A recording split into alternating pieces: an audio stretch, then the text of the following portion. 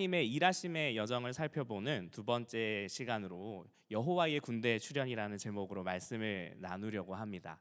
오늘 청년 이부인 엘림이 자리를 비웠는데도 많은 기린들께서, 기린이라고 부르더라고요. 기린들께서 자리를 지켜주시고 함께 예배해 주셔서 너무 감사드려요.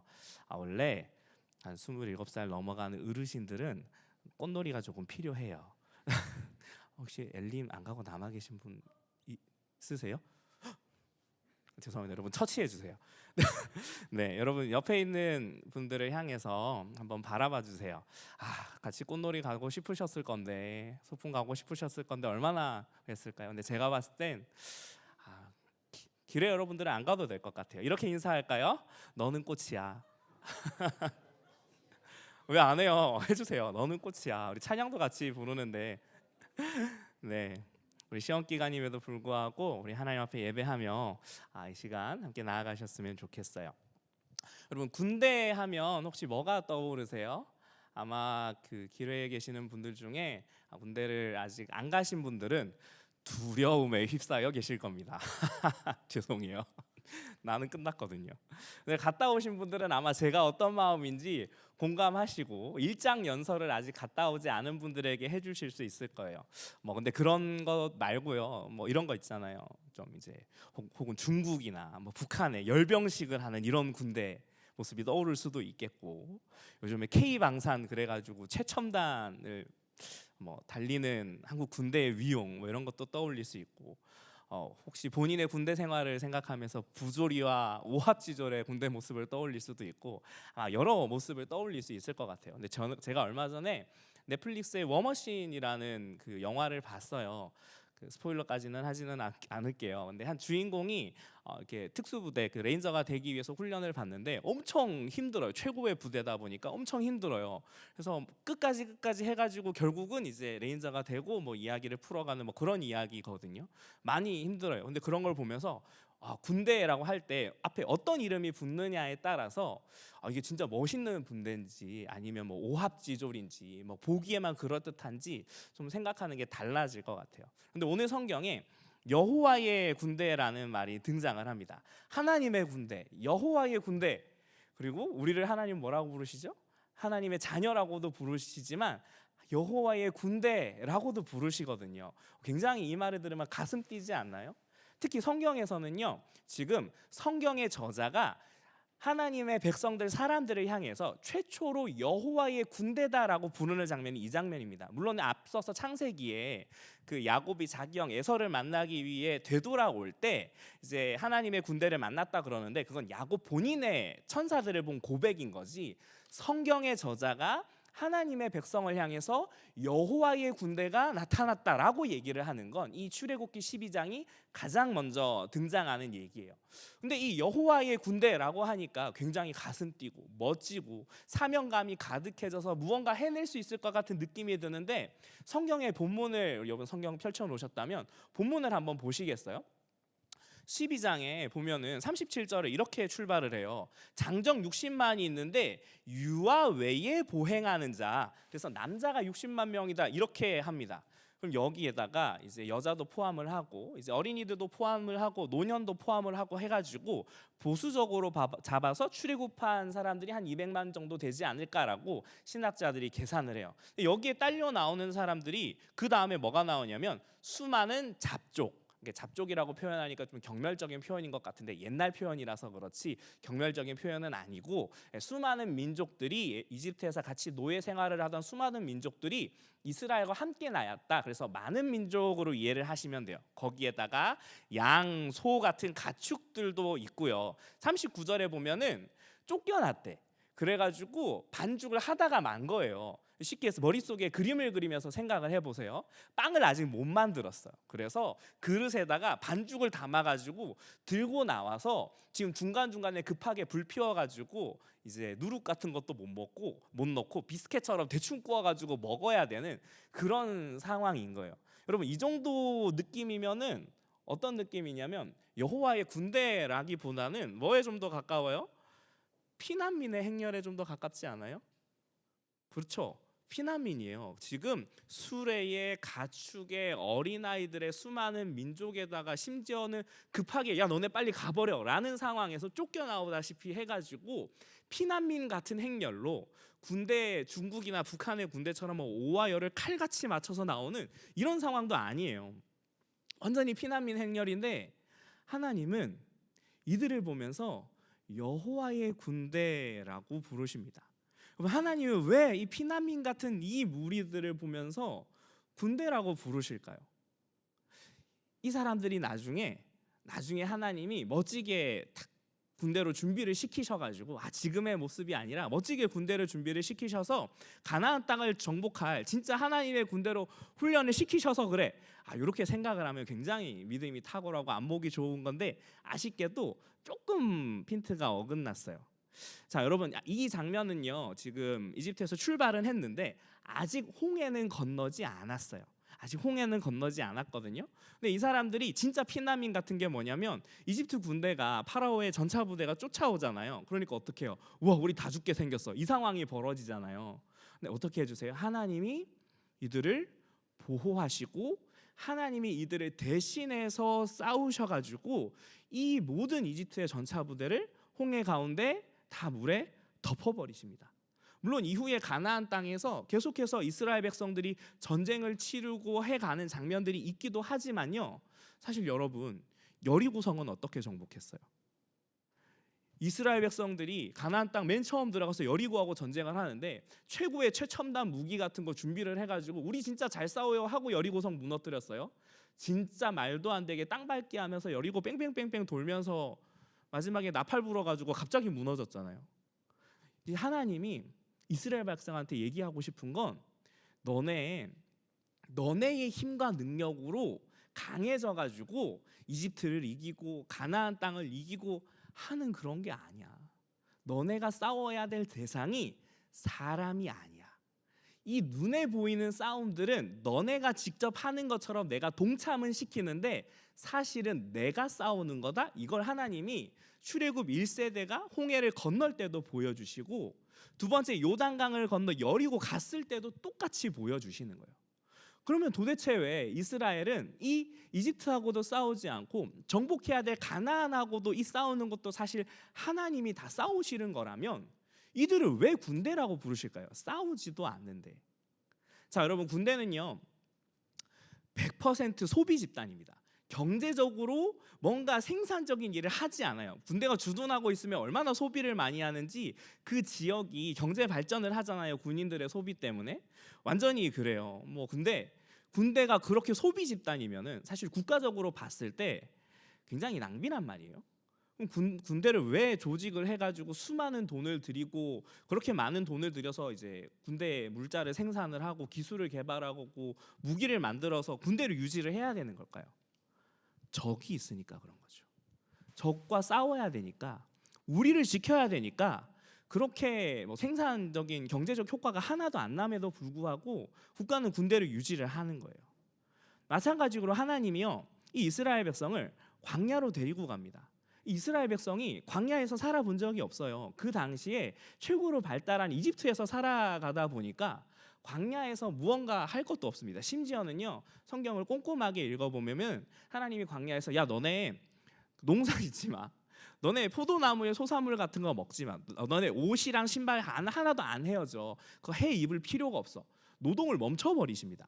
물론 노동을 하는 건 있어요. 하나님께서 만나를 내리시고 메추라기를 내리시면은 이 사람들이 나가가지고 줍는 거예요.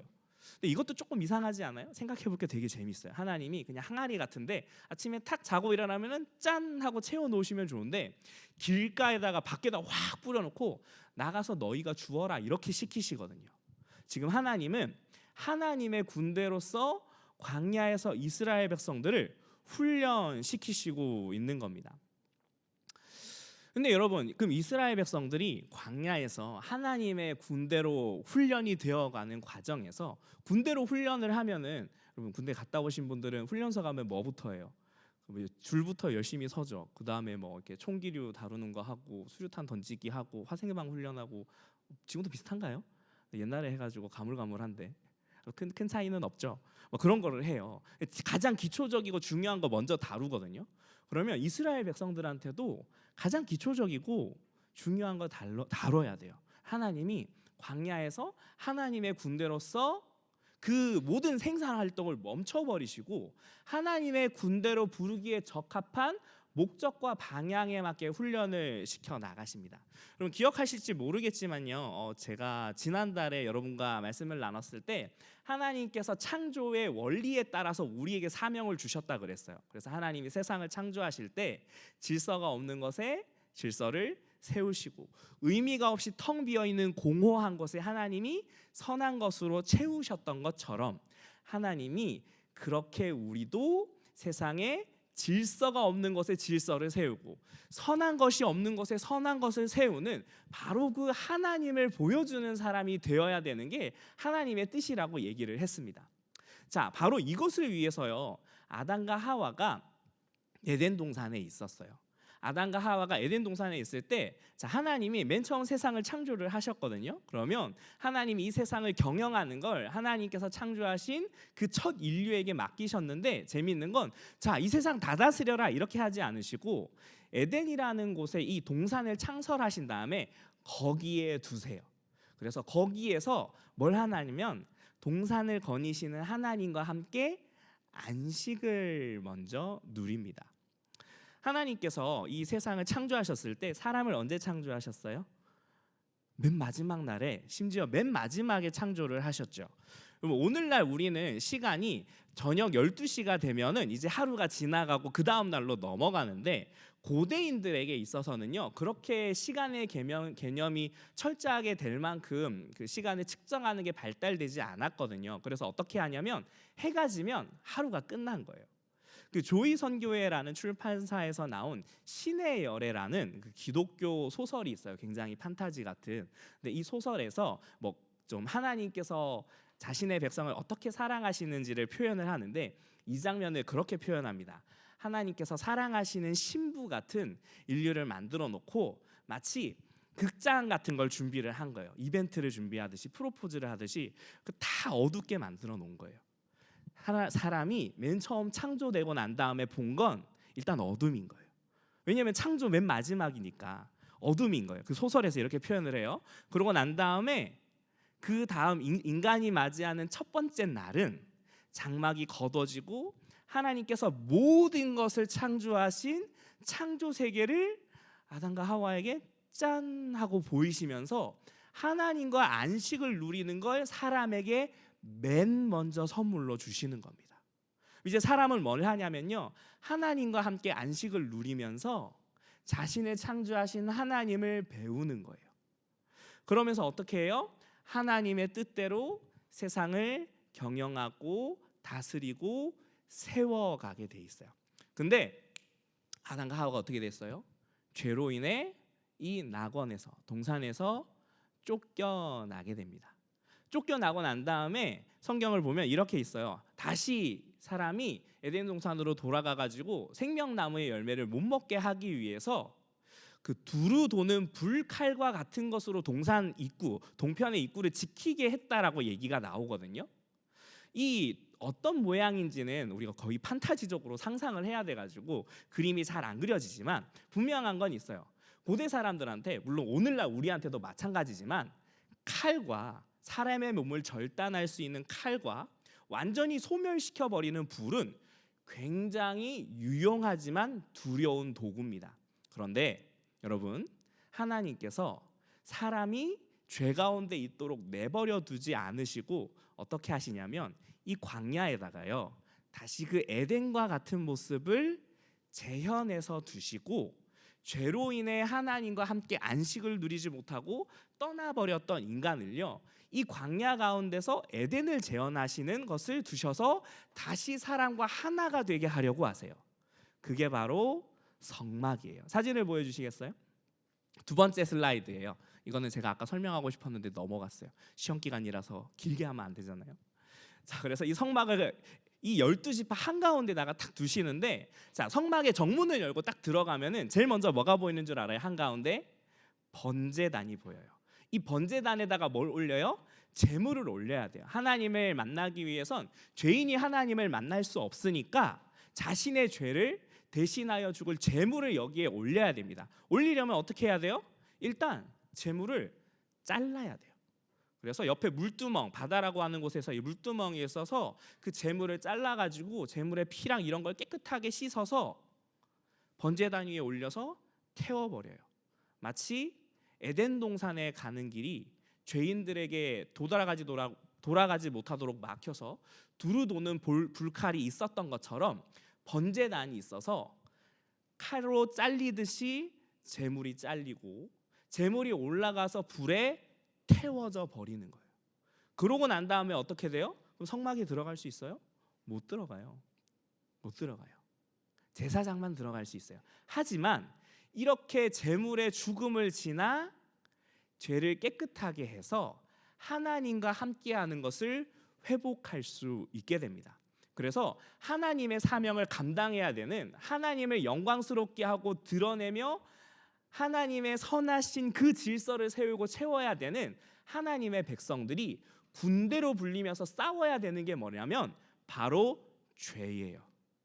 죄하고 싸워야 돼요. 그래서 하나님은 이 광야에 하나님의 백성을 두시고 너희는 세상과 싸우는 게 아니야. 너희는 사람이랑 싸우는 게 아니야. 그런 거랑 싸우려고 하지 말고 우선 세상에 나의 선한 뜻을 나타내고 질서를 세우고 선한 것으로 채우기 위해서 너희에게 있는 그 죄의 문제를 해결하자. 너네 일단 죄와 싸우는 군대로 거듭나야 돼. 하나님이 하나님을 경외하는 그 훈련을 시키시면서 그들에게 있는 죄를 계속해서 드러내십니다. 그리고 그들이 드러난 그 죄를 마주하고 어떻게 다루는지에 대한 훈련을 계속해서 광야에서 시키시는 거예요. 그러니까 죄들이 드러날 때마다 그들은 어떻게 해야 돼요? 성막으로 걸어가서 제물을 바치고 그 제물이 나의 대신 죽으며 하나님 앞에 죄의 문제를 해결하며 다시 하나님께 가까이 나아가 하나님의 말씀을 배우는 이것을 반복해야 되는 거예요. 여러분, 그러니 우리는요 사람이랑 싸우려고 하면 안 돼요. 다른 무언가랑 싸우려고 하면 안 돼요. 영적 전쟁이라는 게 뭐 나에게 유혹을 하는 사단 귀신이랑 싸우는 것 같죠? 아니에요.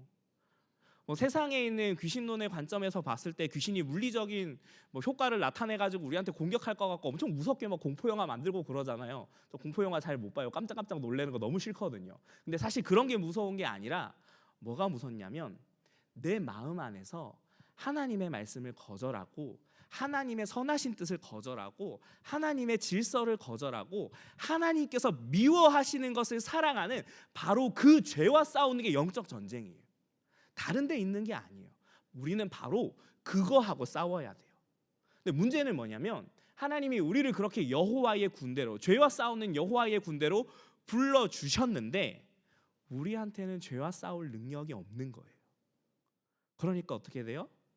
하나님이 그래서 이 출애굽한 이스라엘 백성들을 가장 먼저 언약을 맺으신 다음에 성막을 만들라고 하시는 거예요. 그래서 출애굽기 16장 뒤로 넘어가면은 이제 시내산 언약이 그쯤에 나오거든요. 언약 맺고 난 다음에 진짜로 지루한 얘기가 등장해요. 그 이후에 두 등분으로 탁 나눠지거든요. 출애굽기 후반부가 하나는 성막을 이렇게 만드세요라는 내용으로 채워지고요. 그 다음에 이렇게 만들라고 하는 대로 이렇게 만들었어요라는 내용이 나와요. 그래서 똑같은 내용이 우리가 읽을 땐 2번 반복돼요. 너무 지루하잖아요, 그죠? 근데 이 내용이 중요하니까 기록을 해놓은 거예요. 왜냐하면 이 성막이 우리가 어떻게 죄와 싸워서 하나님께 나아갈 수 있는지 바로 그 길을 보여주는 거거든요. 그리고 결국 이 성막은요 신약 시대에 들어와서 나중에 성전으로 바뀌었다가 완전히 우리와 함께하는 영원한 새로운 장막으로 바뀌면서 우리에게 선물로 주어지는데 바로 예수 그리스도라는 이름으로 주어집니다. 그러니 우리가 죄와 싸워서 이기기 위해서는요 나의 노력으로 이겨봐야지, 나의 열심으로 이겨봐야지, 나의 힘으로 이겨봐야지 이게 아니라 예수 그리스도의 남은 십자가를 지고 예수 그리스도의 십자가의 의미를 깊이 묵상하며 그 남은 십자가를 지고 걸어가는 그 삶 자체가 여호와의 군대로서 죄와 싸우는 십자가의 군사로 살아가는 길이에요. 그 예수님께서는 우리에게 그리스도의 영이신 선물을 주셨습니다. 어디에 주셨냐면 개개인에게 주신 게 아니에요. 우리에게 주셨어요. 그래서 나는 교회다라는 표현은 맞는 표현이긴 하지만 반만 맞는 표현이에요. 우리가 교회예요. 그래서 우리는 이 시험 기간임에도 불구하고 우리가 해야 될 공부, 잠깐 자야 될 잠, 그 모든 것을 멈추고 이 날은 주의 날이니 하나님과 함께 하며 죄와 다시 싸우며 하나님께서 세상에 하나님의 뜻, 하나님의 형상, 그것을 보여줘야 될 사명을 감당할 수 있는 힘과 능력을 회복하는 은혜의 시간으로 이 주의 날 주님의 몸된 교회에 모여 우리가 예배하는 겁니다. 여러분, 어쩌면 이 시간이 시험 기간에 너무 헛된 시간처럼 보일지도 몰라요. 나 당장 공부 좀 더 열심히 해가지고 뭐 좀 더 좋은 대학 편입해야 되는데, 좀 더 열심히 공부해가지고 좀 좋은 곳에 취업을 해야 되는데, 교수님하고 좀 더 그거 해가지고 내가 대학원 가야 되나? 대학원 가면 안 되죠. 여러 가지 고민을 하게 되겠죠. 그런데 여러분, 제가 한 가지 얘기를 해드릴게요. 마지막 슬라이드 사진 하나 보여주시겠어요? 세 번째 슬라이드인데, 지금은 사라진 직업이에요. 램프라이터라는 직업인데 산업혁명기에 생겼어요. 산업혁명기에 굉장히 이제 경제적으로 발전을 하고 하니까 이제 처음엔 고래기름으로 이제 가로등에 불을 켰다가 나중에는 가스등으로 바꿨는데, 이거를 전기가 발명되기 전이니까 사람이 계속 올라가가지고 이렇게 불을 켜고 관리를 했어요. 나중에 좀 기술이 발달해서 장대 하나 가지고 탁 열고 탁 불 켜고 탁 닫고 이렇게 하더라고요. 지금도 이게 영국이나 이런 데 가면은 그 관광 상품으로 조금 남아 있대요. 근데 한번 가정을 해봅시다. 이 시대에 크리스찬이 있어요. 이 사람은 저 램프라이터예요. 불을 켜는 사람이에요. 가로등에. 나는 어두움에 불을 밝혀주는 정말로 멋진 일을 하는 사람이야. 하나님이 내가 살아가는 이 나라에 정말로 어둠이 가득한데 밤에 불을 켜는 이 멋진 사명을 주셨어 라고 하면 나는 정말로 사람들이 어두움에서 넘어지지 않도록 헌신해야지 라고 하면서 기쁘게 일을 해요. 멋지지 않아요? 그죠? 근데 빠밤, 전기가 발명됐습니다. 이 사람은 직업을 잃었어요. 그럼 하나님은 이 사람의 선한 마음을 잃어버린 걸까요? 제가 무슨 얘기를 하고 싶냐면요, 여러분, 우리가 죄와 싸워야 되며 하나님의 형상을 세상에 보여준다라는 것은요, 내가 어떤 직업을 가진다, 어떤 대학에 간다, 이게 하나님의 관심 밖에 있다는 얘기예요. 우리는 내가 더 멋진 직업을 가지고 좋은 대학을 가가지고 이름을 떨쳐서 더 많은 영향력을 가져야만이 세상에 하나님의 선한 영향력을 나타내는 사람이 될 수 있어라고 착각하고 있어요. 아니에요. 하나님이 어디에 더 관심이 있는 줄 아세요?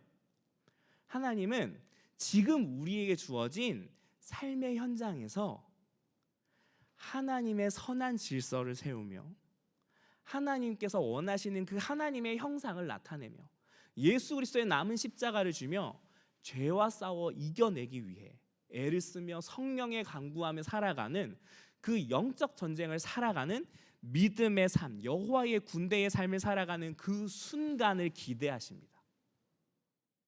그러니 여러분, 너무 먼 미래까지 다 설계하지 마세요. 제이들 특히 좀 피처럼 살 필요가 있어요. 하나님이 우리를 어떻게 인도하실지 몰라요.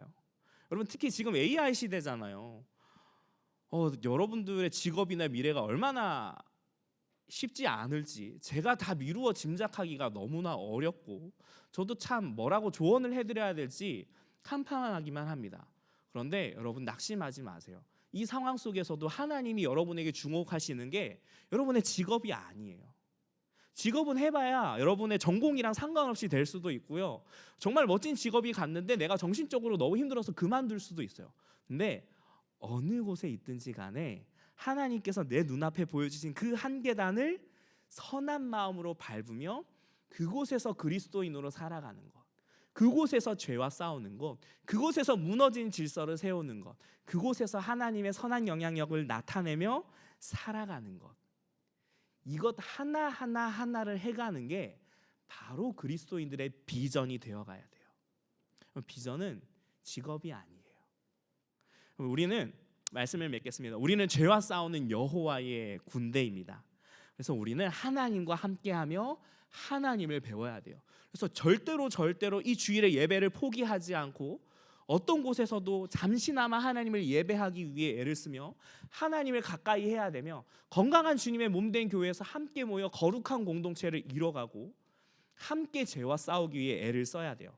거룩이 무엇인지 배우며 전결이 무엇인지 배우며 구별이 무엇인지 배우며 십자가를 지며 살아가는 삶이 무엇인지를 배우며 나에게 있는 죄의 문제를 내 힘으로 감당하지 않고 예수 그리스도의 십자가에 맡기며 예수님과 동행하는 삶을 살아가는 것, 바로 그게 우리가 살아가야 될 삶입니다. 그럼 옆에 사람을 바라보며 그 사람을 미워하지 않고 그 사람과 싸우지 마세요. 사람을 사랑하세요. 예수님이 십자가의 사랑으로 사랑하셨듯이요.